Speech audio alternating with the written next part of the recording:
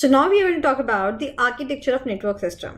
Now the very first question which comes to our mind is कि madam अपने को ये architecture का पढ़ना है. We don't have to do the engineering, isn't it?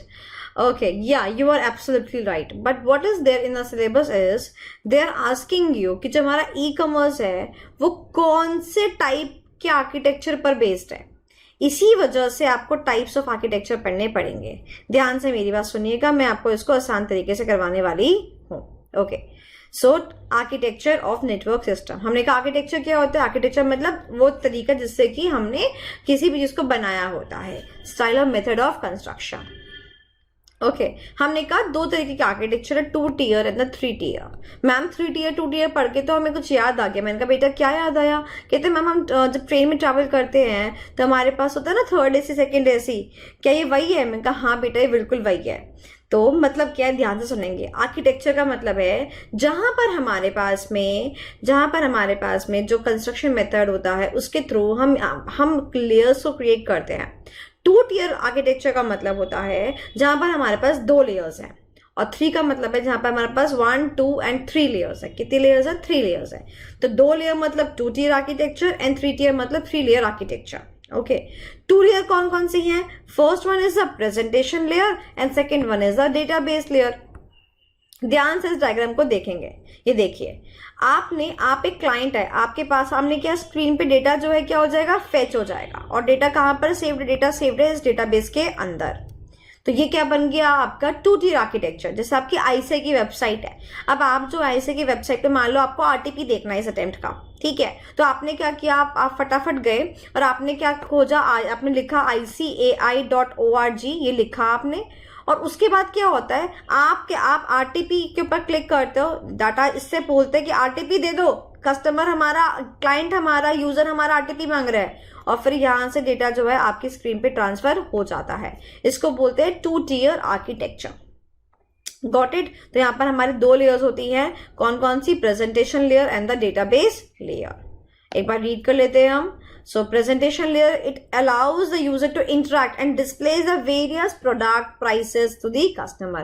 तो e-commerce के प्लेटफॉर्म पे देखा जाए या कोई भी प्लेटफॉर्म पे देखा जाए, ये आपको सब कुछ शो करता है. और डेटाबेस क्या करता है, डेटा को कंटेन करता है, कस्टमर का, प्रोडक्ट का, कंपनी का, उस डेटा को कंटेन करता है.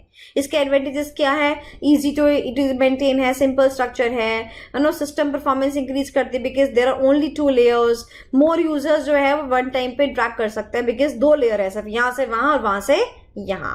Okay, on the other hand we have certain disadvantages also. कहते हैं जब कस्टमर बहुत बढ़ जाते हैं तो हमें प्रॉब्लम होने लग जाती है. एंड हमारे पास में DBMS, डेटा को मेंटेन करने के लिए जो हमारे को डेटाबेस मॉडल चाहिए होता है ना, जो हम चैप्टर नंबर 3 में पढ़ेंगे, तो वहां के लिए भी हमारे पास चॉइसेस बहुत कम हो जाती है. मैं talking about 3 tier architecture. 3 tier architecture में क्या होगा, ध्यान से मेरी बात सुनेंगे. जो प्रेजेंटेशन लेयर है वो तो वहीं रहेगी, जो डेटाबेस लेयर है वो तो वहीं रहेगा. डायग्राम में देखते हैं. ये देखिए, प्रेजेंटेशन लेयर यहीं की यहीं है, डेटाबेस लेयर यहीं की यहीं है. बीच में एक लेयर जो है वो इंसर्ट हुई और वो उस लेयर का नाम क्या है, एप्लीकेशन लेयर. क्या नाम है, एप्लीकेशन लेयर. ध्यान से देखेंगे इसको. कहते हैं एप्लीकेशन लेयर को हम दूसरा क्या बोलते हैं, मिडल लेयर या फिर लॉजिक टियर भी बोलते हैं. ध्यान से मेरी बात सुनेगा. This layer is pulled from the presentation layer. It performs the detailed processing. Example billing. अब देखिए, अब आपके सामने मैं आपसे बात कहती हूँ. लेट्स से फॉर एग्जाम्पल आपने जो है मोबाइल पर अमेजोन खोला और आपको जो है एक साड़ी बड़ी पसंद आई, आपने उस साड़ी को डाल दिया. आपको जो है एक जीन्स बड़ी पसंद आई, आपने उसको डाल दिया. तो अब आपका जो बिल है, लेट्स सपोज एग्जांपल आपका बिल बैठता है वर्थ ₹10,000. उसके बाद उसने कहा कि क्या आप अमेजोन का बैलेंस यूज करना चाहते हैं. हमने कहा कितना बैलेंस है. उसने कहा कि भाई आपका 1000 का अमेजोन पे बैलेंस है, वो माइनस हो गया जी.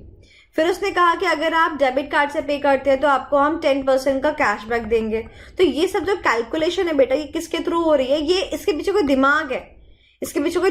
और वो दिमाग है आपका एप्लीकेशन लेयर, जो ये लॉजिक्स पर को परफॉर्म करता है. तो जब आप ऐप खोलते हैं और उसके पीछे लॉजिक्स होते हैं ना, तो जब आप ऐप खोलते हैं उसके पीछे लॉजिक्स होते हैं, इसको क्या बोलते हैं, एप्लीकेशन लेयर. तो जी हमारी क्या होती है, लॉजिकल लेयर होती है. गॉट इट, लॉजिकल लेयर होती है. अब आप मुझे बताओ, जो ऐसे की वेबसाइट पे उस पे कोई ऐसी चीज हो रही है, नहीं हो रही है. बट जितने हमारे ई कॉमर्स वेबसाइट है उस पर ये कैलकुलेशन वाला पार्ट चाहिए थ्रू एप्स हम इसको करते हैं, और फिर उसके बाद डेटाबेस जो में अपडेट हो जाता है जाके कि कस्टमर ने क्या खरीदा, कितने में खरीदा, है ना, कितना पेंडिंग पेमेंट है, एक्सेट्रा एक्सेट्रा। लास्ट में जाके वो चीज़ डेटाबेस में अपडेट हो जाती है, दिखती है आपको प्रेजेंटेशन लेयर पे, चाहे आपका लैपटॉप हो चाहे आपका मोबाइल का स्क्रीन हो, ठीक है। बट उसके लिए दिमाग लगता है, एप्लीकेशन लगती है, दिमाग लगता है, और एप्लीकेशन के थ्रू आप दिमाग लगा पाते हो, ऐप के थ्रू ही आप दिमाग लगा पाते हो, सॉफ्टवेयर के थ्रू ही आप दिमाग लगा पाते हो। And then we need a database which is being updated throughout, जैसी ट्रांजेक्शन होती है वैसे ही it gets updated. Got it? So we have the advantages and disadvantages too. Advantages का क्या है बेटा? सिंपल क्लियर सेपरेशन है भाई, तुम्हारा काम प्रेजेंट करने का है, मेरा काम सेव करने का है, तुम्हारा काम लॉजिक्स परफॉर्म करने का है। लोड बैलेंस हो जाता है, सब चीजों का लोड बैलेंस हो जाता है। कस्टमर जब हमारे पास बहुत सारे आते हैं तो लोड बैलेंस हो जाता है। Change management is also very easy. मान लो we need to change the application, that is also very easy. Disadvantage क्या है कि तो ना ज्यादा नेटवर्क बढ़ जाता है, 3 लोग आ जाते हैं, कॉम्प्लेक्स है समझने के लिए, ऐप बनाने के लिए थोड़ा कंपोनेंट्स है, and maintenance is also a big challenge. काफी खर्चा भी लगता है और चैलेंज भी काफी ज्यादा है, बिकॉज ऐप को मेंटेन करना इतना आसान नहीं होता।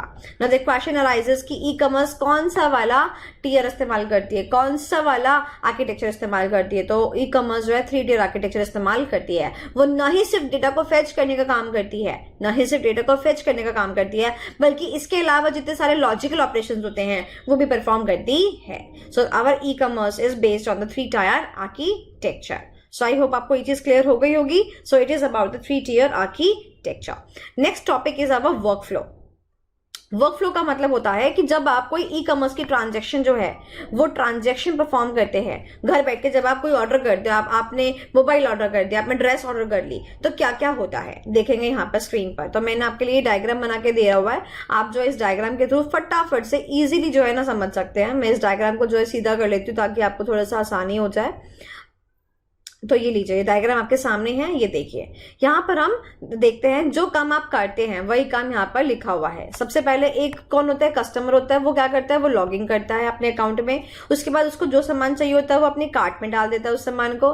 फिर उसके बाद उसको ऑर्डर प्लेसमेंट कर देता है, फिर उसके ऑर्डर की पेमेंट भी कर देता है साथ साथ कि भैया ये ऑर्डर डालना है, इसकी पेमेंट ये रही। उसके बाद वो सामान उसका क्या होता है, डिस्पैच हो जाता है और शिपिंग के लिए चला जाता है, और कस्टमर घर बैठे अपनी डिलीवरी को ट्रेस कर पाता है, ट्रैकिंग कर पाता है कि कहां पर सामान पहुंचा। तो क्या ये कोई बहुत बड़ा क्वेश्चन है, क्या ये कोई बहुत बड़ा टॉपिक है? नहीं, it is not a big deal. आप इस टॉपिक को यहां से रीड कर सकते हैं, सारे पॉइंट्स यहां पर गिवन है। It can come in the examinations also.